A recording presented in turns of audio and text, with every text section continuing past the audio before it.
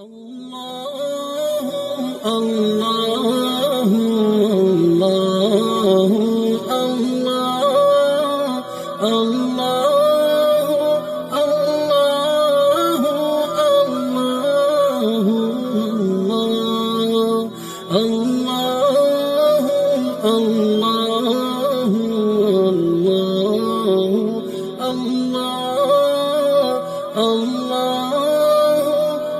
اس کے دائیں کندھے پر کنڈلی مارے اور پھن پھیلائے بیٹھا تھا، اور ایک بائیں کندھے پر۔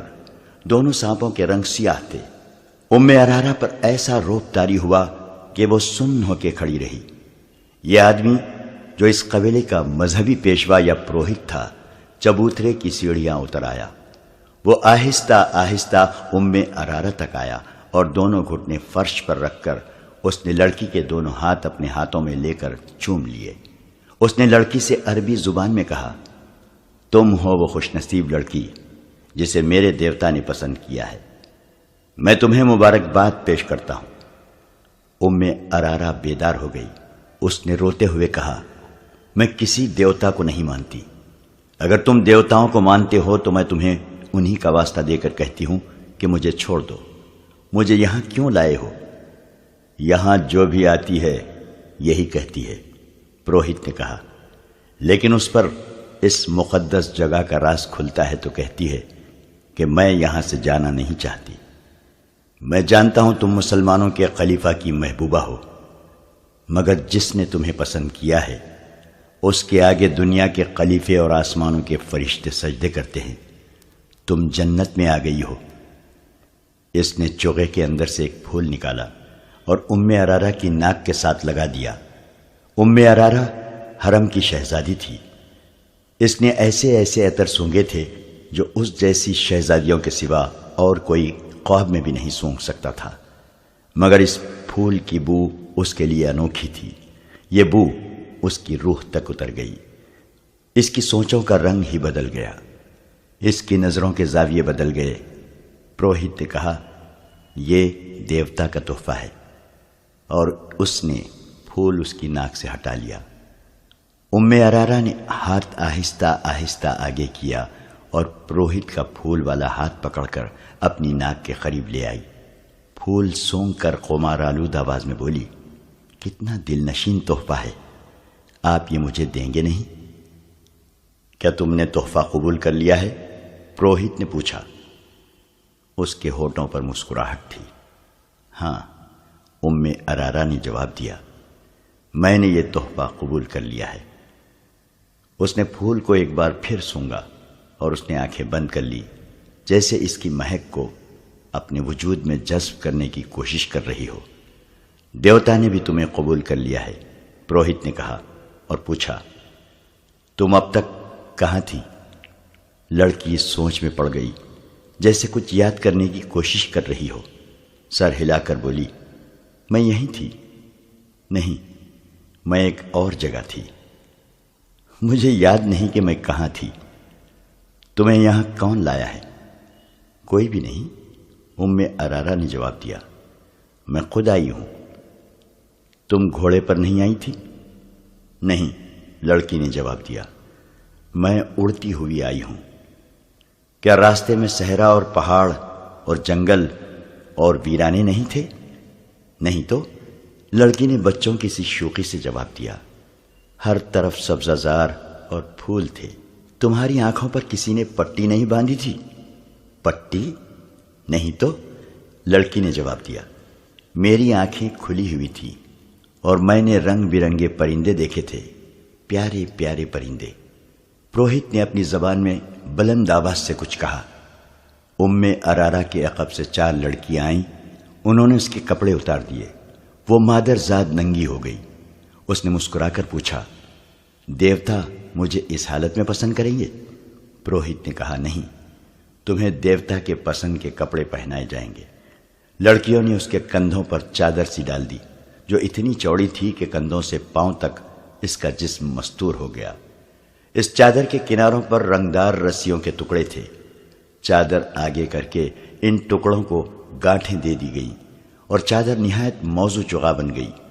ام ارارہ کے بال ریشم جیسے ملائم اور سیاہی مائل بھورے تھے۔ ایک لڑکی نے اس کے بالوں میں کنگھی کر کے اس کے شانوں پر پھیلا دیے اور اس کا حسن اور زیادہ بڑھ گیا۔ پروہت نے اسے مسکرا کر دیکھا اور گھوم کر پتھر کے محیب چہرے کی طرف چل پڑا۔ دو لڑکیوں نے ام ارارا کے ہاتھ تھام لیے اور پروہت کے پیچھے پیچھے چل پڑی۔ ام ارارا شہزادیوں کی طرح چل پڑی۔ اس نے ادھر ادھر نہیں دیکھا کہ ماحول کیسا ہے۔ اس کی چال میں اور ہی شان تھی۔ عورتوں کا راگ اسے پہلے سے زیادہ طلسماتی اور پرسوز معلوم ہونے لگا۔ وہ پروہت کے پیچھے ہاتھ لڑکیوں کے ہاتھوں پر رکھے چبوترے کی سیڑھیاں چڑھنے لگی۔ پروہت پتھر کے پہاڑ جیسے چہرے کے منہ میں داخل ہو گیا۔ ام ارارا بھی 3 سیڑھیاں چڑھ کر پتھر کے منہ میں جھک کر داخل ہو گئی۔ دونوں لڑکیاں وہیں کھڑی رہیں۔ ام ارارا کا ہاتھ پروہت نے تھام لیا۔ منہ کی چھت اتنی اونچی تھی کہ وہ سیدھے چل رہے تھے۔ حلق میں پہنچے تو آگے سیڑھیاں تھیں۔ وہ سیڑھیاں اتر گئے۔ یہ ایک تہہ خانہ تھا جہاں قندیلیں روشن تھیں۔ اس کمرے میں بھی مہک تھی۔ یہ کمرہ کشادہ نہیں تھا، چھت اونچی نہیں تھی۔ اس کی دیواریں اور چھت درختوں کے پتوں اور پھولوں سے ڈھکی ہوئی تھیں۔ فرش پر ملائم گھاس اور گھاس پر پھول بچھے ہوئے تھے۔ ایک کونے میں خوشنما سراہی اور پیالے رکھے تھے۔ پروہت نے سراہی سے 2 پیالے بھرے، ایک ام ارارا کو دیا۔ دونوں نے پیالے ہونٹوں سے لگائے اور خالی کر دیے۔ دیوتا کب آئے گا؟ ام ارارا نے پوچھا۔ تم نے ابھی اسے پہچانا نہیں؟ پروہت نے کہا۔ تمہارے سامنے کون کھڑا ہے؟ ام ارارا اس کے پاؤں میں بیٹھ گئی اور بولی، ہاں میں نے پہچان لیا ہے۔ تم وہ نہیں ہو جسے میں نے اوپر دیکھا تھا۔ تم نے مجھے قبول کر لیا ہے؟ ہاں، پروہت نے کہا، آج سے تم میری دلہن ہو۔ میں آپ کو اور کچھ نہیں بتا سکتا۔ میرے باپ نے مجھے بتایا تھا کہ پروہت لڑکی کو پھول سنگھاتا ہے جس کی خوشبو سے لڑکی کے ذہن سے نکل جاتا ہے کہ وہ کیا تھی، کہاں سے آئی ہے اور کس طرح لائی گئی ہے۔ وہ پروہت کی لونڈی بن جاتی ہے اور اسے دنیا کی گندی چیزیں بھی خوبصورت دکھائی دیتی ہیں۔ پروہت 3 راتیں اسے اپنے ساتھ تہہ خانے میں رکھتا ہے۔ یہ انکشاف ان 5 سوڈانی حبشیوں میں سے ایک علی بن سفیان کے سامنے کر رہا تھا، جنہیں اس نے خلیفہ کے محافظ دستے میں سے نکالا تھا۔ یہ 5 اسی قبیلے میں سے تھے جس قبیلے کے وہ 4 تھے جنہوں نے ام ارارا کو اغوا کیا تھا۔ اپنے ساتھ لے جا کر علی بن سفیان نے ان 5 سے کہا تھا کہ چونکہ وہ اسی قبیلے کے ہیں جو تیسرے سال کے آخر میں جشن مناتا ہے اور وہ چھٹی پر جا رہے تھے، اس لیے انہیں معلوم ہوگا کہ لڑکی کس طرح اغوا ہوئی ہے۔ ان 5 نے کہا کہ انہیں اغوا کا علم ہی نہیں۔ علی بن سفیان نے انہیں یہ لالچ بھی دیا کہ وہ سچ بتا دیں گے تو انہیں کوئی سزا نہیں دی جائے گی۔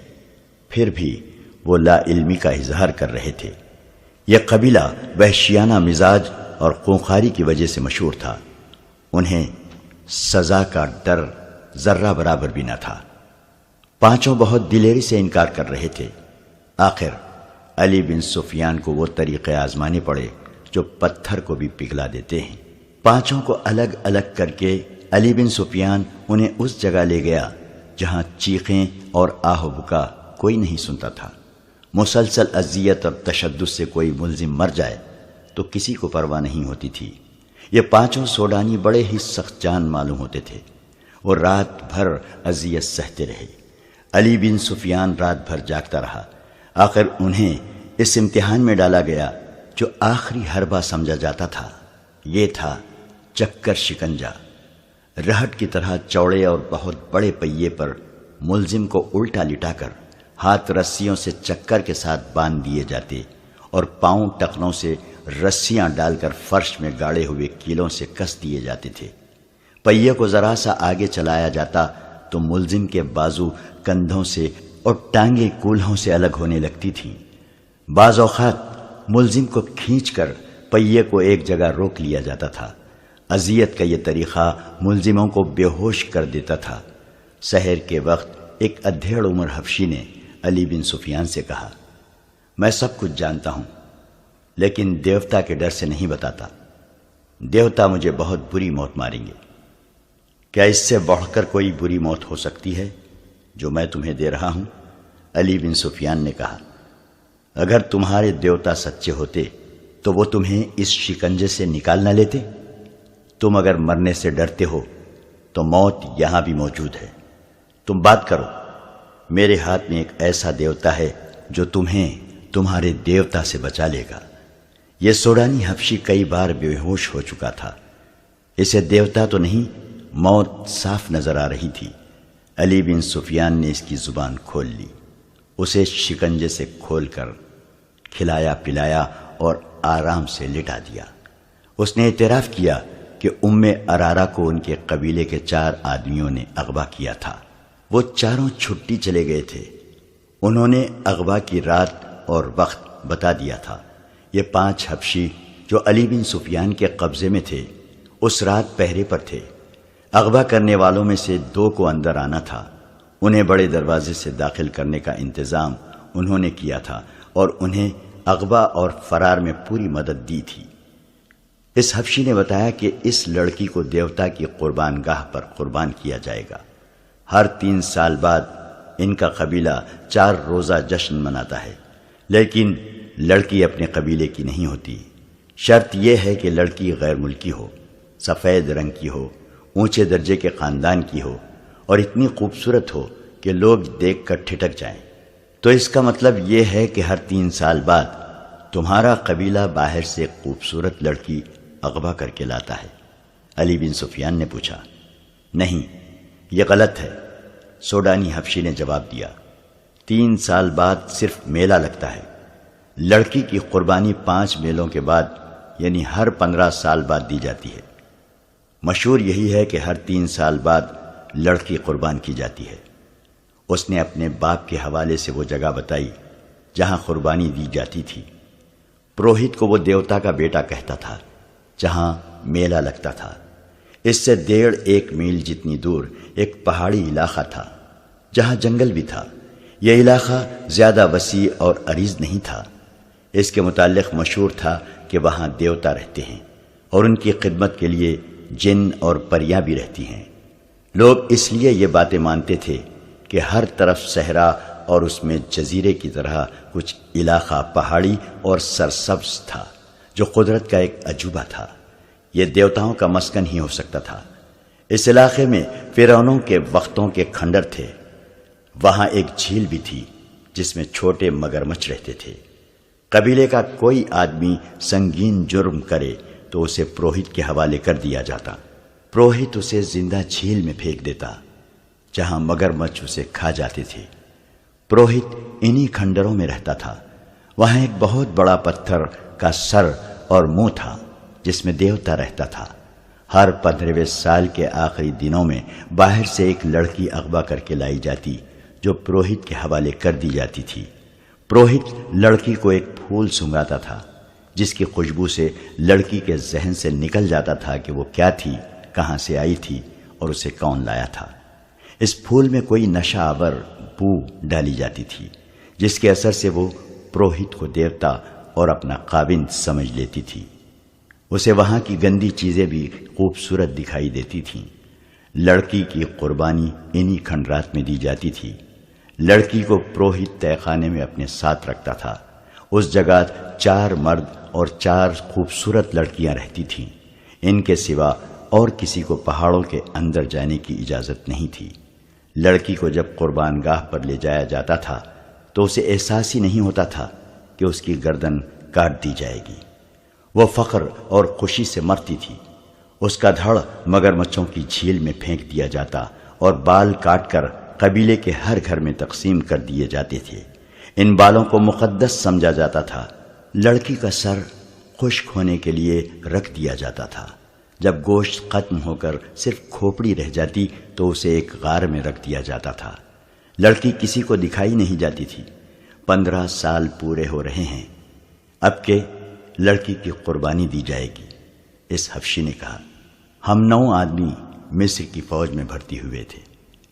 ہمیں چونکہ نڈر اور وحشی سمجھا جاتا ہے اس لیے ہمیں خلیفہ کے محافظ دستے کے لیے منتخب کر لیا گیا۔ 2 مہینے گزرے، ہم نے اس لڑکی کو دیکھا۔ ایسی خوبصورت لڑکی ہم نے کبھی نہیں دیکھی تھی۔ ہم سب نے فیصلہ کر لیا کہ اس لڑکی کو اٹھا لے جائیں گے اور قربانی کے لیے پیش کریں گے۔ ہمارے ایک ساتھی نے، جو کل مارا گیا ہے، اپنے گاؤں جا کر قبیلے کے بزرگ کو بتا دیا تھا کہ اس بار قربانی کے لیے ہم لڑکی لائیں گے۔ ہم نے لڑکی کو اغوا کر لیا۔ یہ قصہ صلاح الدین ایوبی کو سنایا گیا تو وہ گہری سوچ میں کھو گیا۔ علی بن سفیان اس کے حکم کا منتظر تھا۔ سلطان ایوبی نے نقشہ دیکھا اور کہا، اگر جگہ یہ ہے تو یہ ہماری عملداری سے باہر ہے۔ تم نے شہر کے پرانے لوگوں سے جو معلومات حاصل کی ہیں، ان سے یہ ثابت ہوتا ہے کہ فرعون تو صدیاں گزرے مر گئے ہیں، لیکن فرعونیت ابھی باقی ہے۔ بحیثیت مسلمان ہم پر یہ فرض عائد ہوتا ہے کہ ہم اگر دور نہ پہنچ سکیں تو قریبی پڑوس سے تو کفر اور شرک کا خاتمہ کریں۔ آج تک معلوم نہیں کتنے والدین کی معصوم بیٹیاں قربان کی جا چکی ہیں، اور اس میلے میں کتنی بیٹیاں اغوا ہو کر فروخت ہو جاتی ہیں۔ ہمیں دیوتاؤں کا تصور ختم کرنا ہے۔ لوگوں کو دیوتاؤں کا تصور دے کر نام نہاد مذہبی پیشوا لڑکیاں اغوا کروا کے بدکاری اور عیاشی کرتے ہیں۔ میرے مخبروں کی اطلاعوں نے یہ بیہودہ انکشاف کیا ہے کہ ہماری فوج کے کئی کماندار اور مصر کے پیسے والے لوگ اس میلے میں جاتے اور لڑکیاں خریدتے یا چند دنوں کے لیے کرائے پر لاتے ہیں۔ علی بن سفیان نے کہا، کردار کی تباہی کے علاوہ یہ خطرہ بھی ہے کہ سوڈانیوں کی برطرف فوج کے عسکری اس میلے میں زیادہ تعداد میں جاتے ہیں۔ ہماری فوج اور ہمارے دوسرے لوگوں کا سوڈانی سابقہ فوجیوں کے ساتھ ملنا جلنا اور جشن منانا ٹھیک نہیں۔ یہ مشترکہ تفریح ملک کے لیے خطرناک ثابت ہو سکتی ہے۔ علی بن سفیان نے ذرا جھجک کر کہا، اور لڑکی کو قربان ہونے سے پہلے بچانا اور خلیفہ کے حوالے کرنا اس لیے بھی ضروری ہے کہ اسے معلوم ہو جائے کہ اس نے آپ پر اغوا کا جو الزام عائد کیا ہے وہ کتنا بے بنیاد اور لغو ہے۔ مجھے اس کی کوئی پرواہ نہیں علی، سلطان ایوبی نے کہا۔ میری توجہ اپنی ذات پر نہیں۔ مجھے کوئی کتنا ہی حقیر کہے، میں اسلام کی عظمت کے فروغ اور تحفظ کو بھول نہیں سکتا۔ میری ذات کچھ بھی نہیں، اور تم بھی یاد رکھو علی، اپنی ذات سے توجہ ہٹا کر سلطنت کے استحکام اور فلاح و بہبود پر مرکوز کر دو۔ اسلام کی عظمت کا امین خلیفہ ہوا کرتا تھا، مگر وقت گزرنے کے ساتھ ساتھ خلیفہ اپنی ذات میں گم ہوتے گئے اور اپنے نفس کا شکار ہو گئے۔ اب ہماری خلافت اسلام کی بہت بڑی کمزوری بن گئی ہے۔ صلیبی ہماری اس کمزوری کو استعمال کر رہے ہیں۔ اگر تم کامیابی سے اپنے فرائض نبھانا چاہتے ہو تو اپنی ذات اور اپنے نفس سے دستبردار ہو جاؤ۔ خلیفہ نے مجھ پر جو الزام عائد کیا ہے اسے میں نے بڑی مشکل سے برداشت کیا ہے۔ میں اونچے وار کا جواب دے سکتا تھا، مگر میرا وار بھی اونچا ہوتا، پھر میں ذاتی سیاست بازی میں الجھ جاتا۔ مجھے خطرہ یہی نظر آ رہا ہے کہ ملت اسلامیہ کسی دور میں جا کر اپنے ہی حکمرانوں کی ذاتی سیاست بازیوں، خود پسندی، نفس پرستی اور اقتدار کی ہوس کی نظر ہو جائے گی۔ گستاخی کی معافی چاہتا ہوں محترم امیر، علی بن سفیان نے کہا۔ اگر آپ اس لڑکی کو قربان ہونے سے بچانا چاہتے ہیں تو حکم صادر فرمائیے۔ وقت بہت تھوڑا ہے، پرسوں سے میلہ شروع ہو رہا ہے۔ فوج میں یہ حکم فوراً پہنچا دو کہ اس میلے میں کسی فوجی کو شریک ہونے کی اجازت نہیں ہے۔ سلطان ایوبی نے نائب سالار کو بلا کر کہا، خلاف ورزی کرنے والے کو اس کے عہدے اور رتبے سے قطع نظر 50 کوڑے سر عام لگائے جائیں گے۔ اس حکم کے بعد اسکیم بننے لگی۔ متعلقہ حکام کو سلطان ایوبی نے بلا لیا تھا۔ اس نے سب سے کہا تھا کہ ہمارا مقصد یہ ہے کہ اس طلسم کو توڑنا ہے۔ یہ جگہ فرعونیت کی آخری نشانی معلوم ہوتی ہے۔ پہلے فوج کشی زیر بحث آئی، جو اس وجہ سے خارج از بحث کر دی گئی کہ اسے اس قبیلے کے لوگ اپنے اوپر باقاعدہ حملہ سمجھیں گے۔ لڑائی ہوگی جس میں میلہ دیکھنے والے بے گناہ لوگ بھی مارے جائیں گے، اور عورتوں اور بچوں کے مارے جانے کا بھی خطرہ ہے۔ یہ حل بھی پیش کیا گیا کہ اس سوڈانی حبشی کو رہنما کے طور پر ساتھ رکھا جائے اور اس جگہ چھاپا مار بھیجے جائیں جہاں لڑکی کو قربان کیا جائے گا۔ سلطان ایوبی نے حبشی کو ساتھ لے جانا پسند نہیں کیا کیونکہ دھوکے کا خطرہ تھا۔ اس وقت تک سلطان ایوبی کے حکم کے مطابق چھاپا ماروں اور شب کو مارنے والوں کا ایک دستہ تیار کیا جا چکا تھا۔ اسے مسلسل جنگی مشقوں سے تجربہ کار بنا دیا گیا تھا کہ وہ جابازوں کا دستہ تھا جنہیں جذبے کے لحاظ سے اس قدر پختہ بنا دیا گیا تھا کہ وہ اس پر فخر محسوس کرنے لگے کہ انہیں جس مہم پر بھیجا جائے گا اس سے وہ زندہ واپس نہیں آئیں گے۔ نائب سالار الناصر اور علی بن سفیان کے مشوروں سے یہ طے ہوا کہ صرف 12 چھاپا مار اس پہاڑی جگہ کے اندر جائیں گے جہاں پروہت رہتا ہے اور لڑکی قربان کی جاتی ہے۔ حبشی کی دی ہوئی معلومات کے مطابق اس رات میلے میں زیادہ رونق ہوتی ہے کیونکہ وہ میلے کی آخری رات ہوتی ہے۔ قبیلے کے لوگوں کے سوا کسی اور کو معلوم نہیں ہوتا کہ لڑکی قربان کی جا رہی ہے۔ جسے معلوم ہوتا ہے وہ یہ نہیں جانتا کہ قربان گاہ کہاں ہے۔ ان معلومات کی روشنی میں یہ طے کیا گیا کہ 500 سپاہی میلہ دیکھنے والوں کے بھیس میں تلواروں وغیرہ سے مسلح ہو کر اس رات میلے میں موجود ہوں گے۔ ان میں سے 200 کے پاس تیر کمان ہوں گے۔ اس زمانے میں ان ہتھیاروں پر پابندی نہیں تھی۔ چھاپا ماروں کے ذہنوں میں واضح تصور کی صورت میں جو جگہ نقش کر دی جائے گی وہ براہ راست حملہ نہیں کریں گے۔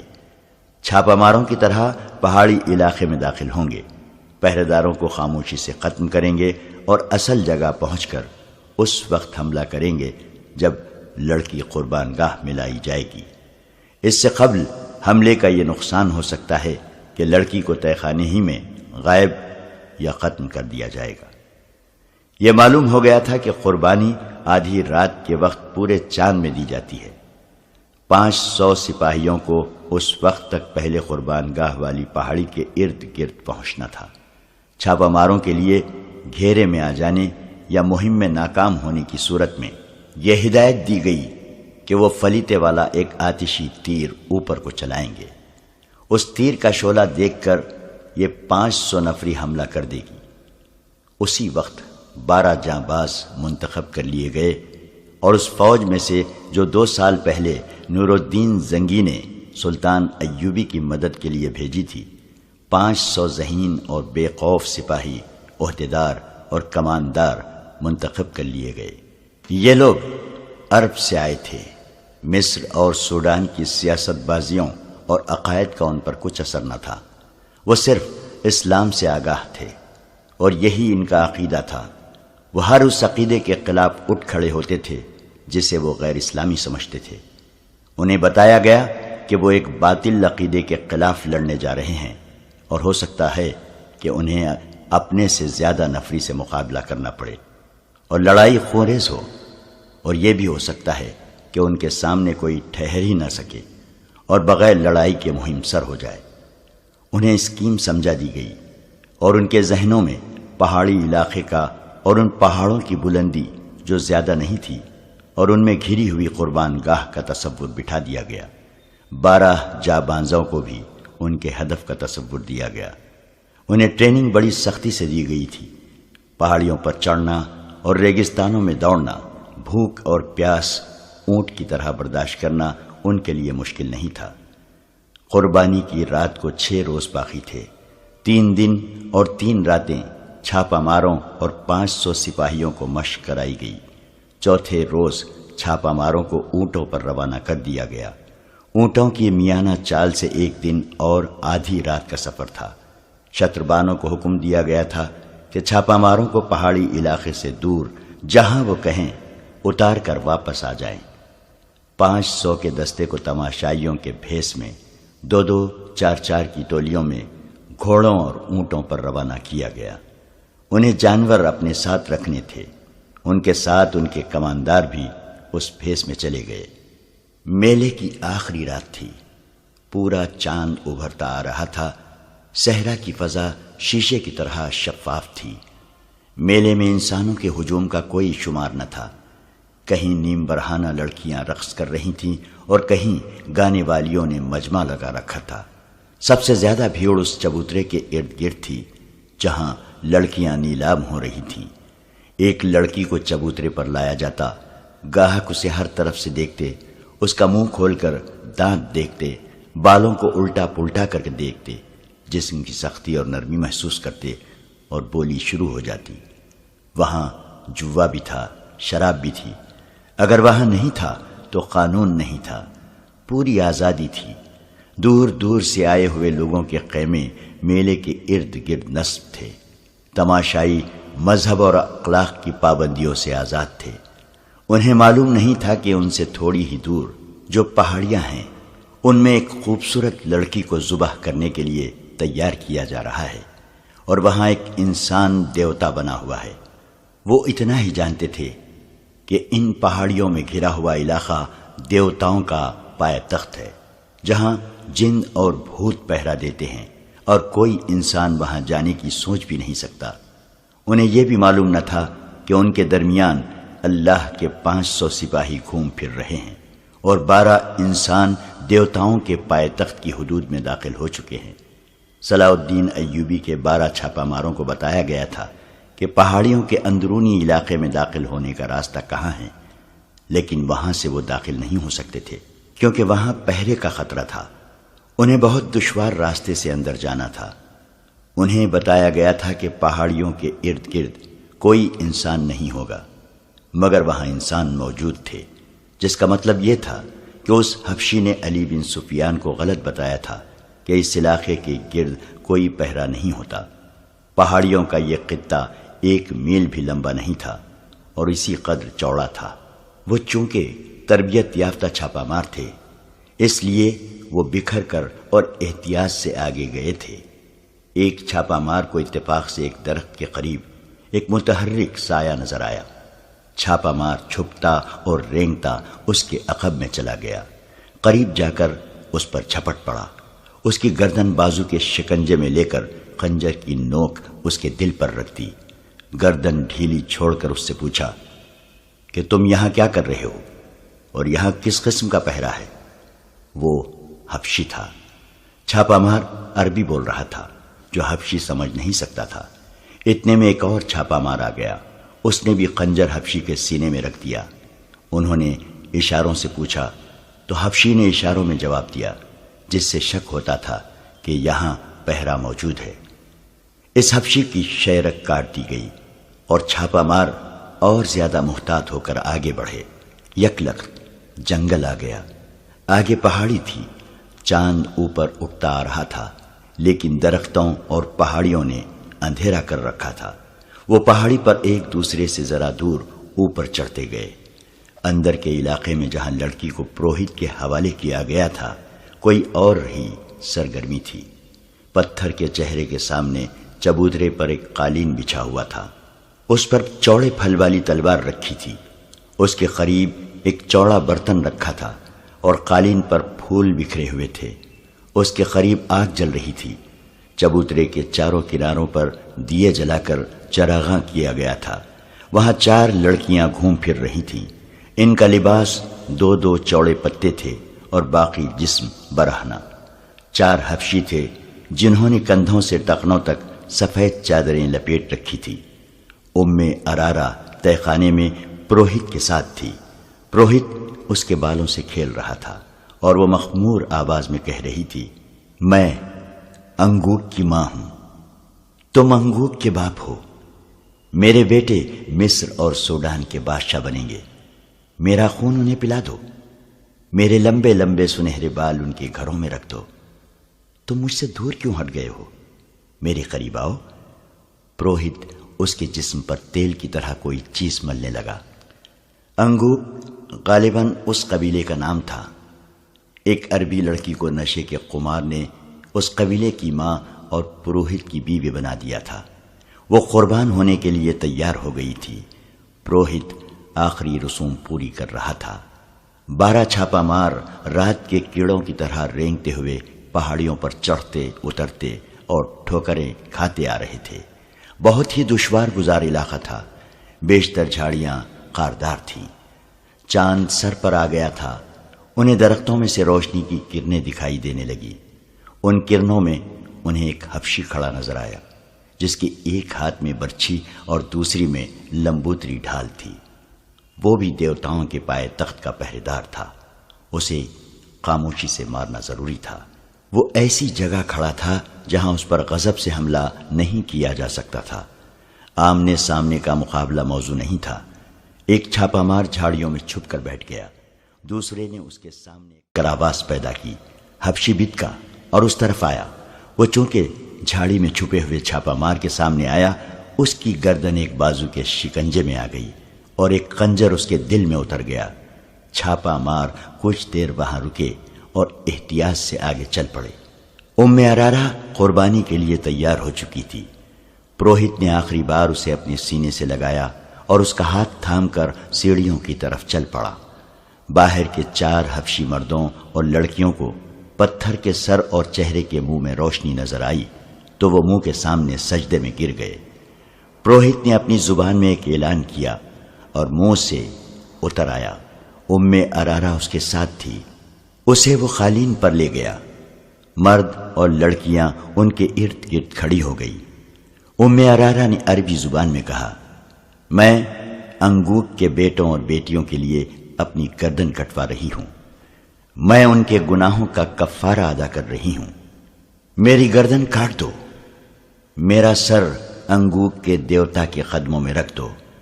دیوتا اس سر پر مصر اور سوڈان کا تاج رکھیں گے۔ 4 آدمی اور لڑکیاں ایک بار پھر سجدے میں گر گئیں۔ پروہت نے ارارا کو قالین پر 2 زانوں بٹھا کر اس کا سر آگے کو جھکا دیا اور وہ تلوار اٹھا لی جس کا پھل پورے ہاتھ جتنا چوڑا تھا۔ ایک چھاپا مار جو سب سے آگے تھا رک گیا۔ اس نے سرگوشی کر کے پیچھے آنے والے کو روک لیا۔ پہاڑی کی بلندی سے انہیں چبوترا اور پتھر کا سر نظر آیا۔ چبوترے پر ایک لڑکی 2 زانو بیٹھی تھی جس کا سر جھکا ہوا تھا۔ شفاف چاندنی، چراغاں اور بڑی مشعلوں نے سورج کی روشنی کا سما بنا رکھا تھا۔ لڑکی کے پاس کھڑے آدمی کے ہاتھ میں تلوار تھی۔ 2 زانو بیٹھی ہوئی لڑکی برہنہ تھی۔ اس کے جسم کا رنگ بتا رہا تھا کہ حبشی قبیلے کی لڑکی نہیں۔ چھاپا مار دور تھے اور بلندی پر تھے۔ وہاں سے تیر قطع جانے کا خطرہ تھا، مگر وہ جس پہاڑی پر تھے اس کے آگے ڈھلان نہیں تھی، بلکہ سیدھی دیوار تھی جس سے اترنا ناممکن تھا۔ وہ جان گئے کہ لڑکی قربان کی جا رہی ہے اور اسے بچانے کے لیے وقت اتنا تھوڑا ہے کہ وہ اڑ کر نہ پہنچیں تو اسے بچا نہیں سکیں گے۔ انہوں نے چوٹی سے نیچے دیکھا۔ چاندنی میں انہیں ایک جھیل نظر آئی۔ انہیں بتایا گیا تھا کہ وہاں ایک جھیل ہے جس میں مگرمچھ رہتے ہیں۔ دائیں طرف ڈھلان تھی، لیکن وہ بھی تقریباً دیوار کی طرح۔ وہاں جھاڑیاں اور درخت تھے۔ انہیں پکڑ پکڑ کر اور ایک دوسرے کے ہاتھ تھام کر وہ ڈھلان اترنے لگے۔ ان میں سے آخری جانباز نے اتفاق سے سامنے دیکھا۔ چاندنی میں سامنے کی چوٹی پر اسے ایک حبشی کھڑا نظر آیا۔ اس کے ایک ہاتھ میں ڈھال تھی اور دوسرے ہاتھ میں برچھی، جو اس نے تیر کی طرح پھینکنے کے لیے تان رکھی تھی۔ چھاپا ماروں پر چاندی نہیں پڑ رہی تھی۔ حبشی ابھی شک میں تھا۔ آخری چھاپا مار نے کمان میں تیر ڈالا۔ رات کی خاموشی میں کمان کی آواز سنائی دی۔ تیر حبشی کی شہرک میں لگا اور وہ لڑکتا ہوا نیچے آ رہا۔ چھاپا مار ڈھلان اترتے گئے۔ گرنے کا خطرہ ہر قدم پر تھا۔ پروہت نے تلوار کی دھار ارارا کی گردن پر رکھی اور اوپر اٹھائی۔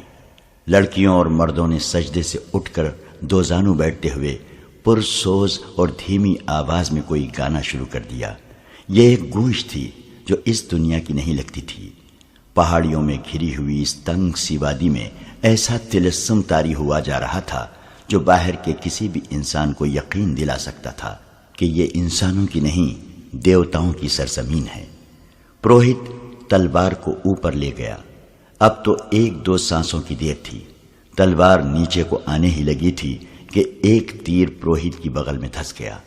اس کا تلوار والا ہاتھ ابھی نیچے نہیں گرا تھا کہ 3 تیر بیک وقت اس کے پہلو میں اتر گئے۔ لڑکیوں کی چیخیں سنائی دی۔ مرد کسی کو آواز دینے لگے۔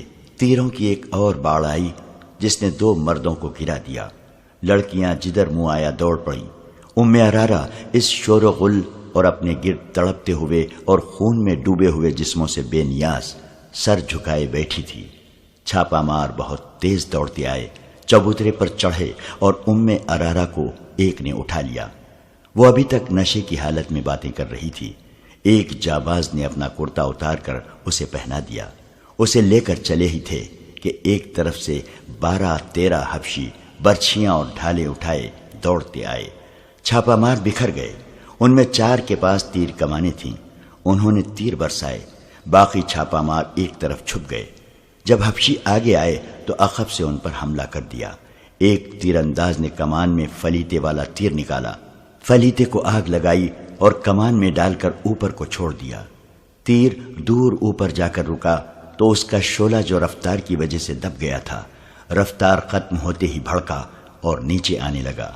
میلے کی رونق ابھی مان نہیں پڑی تھی۔ تماشائیوں میں سے 500 تماشائی میلے سے الگ ہو کر اس پہاڑی خطے کی طرف دیکھ رہے تھے۔ آواز پیدا کی، حبشی بت کا اور اس طرف آیا۔